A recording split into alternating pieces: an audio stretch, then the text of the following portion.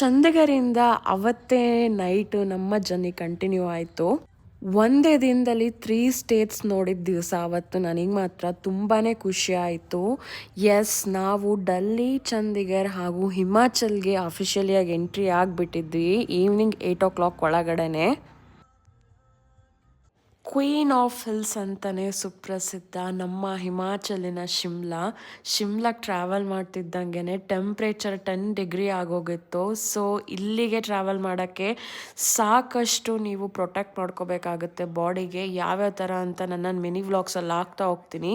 ನಾನಂತರೂ completely cover ಆಗಿದ್ದೆ, pack up ಆಗಿದ್ದೆ. So ಅಲ್ಲಿ ಒಂದು ಸ್ಮಾಲ್ ಬ್ರೇಕ್ ಕೂಡ ತೊಗೊಂಡ್ವಿ. ಹೋಗ್ತಾನೆ ಮ್ಯಾಗಿ ತಿನ್ಕೊಂಡ್ವಿ, ಬಿಸಿ ಬಿಸಿಯಾಗಿರೋದು, ಹಾಗೂ ಚಾಯ್ ಕುಡ್ಕೊಂಡು ನಮ್ಮ ಮುಂದಿನ ಜರ್ನಿ ಕಂಟಿನ್ಯೂ ಮಾಡಿದ್ವಿ. ಚಂಡೀಗಢದಿಂದ ಕೇವಲ 110 ಕಿಲೋಮೀಟರ್ಸ್ ಶಿಮ್ಲಾಗೆ. ಸೊ 2.5 hour ಡ್ರೈವ್ ಇರುತ್ತೆ. ಕಂಪ್ಲೀಟ್ಲಿ ಘಾಟ್ ಸೆಕ್ಷನ್ ಇದು, ಸಖತ್ತಾಗಿರುತ್ತೆ ವ್ಯೂ ಮಾತ್ರ.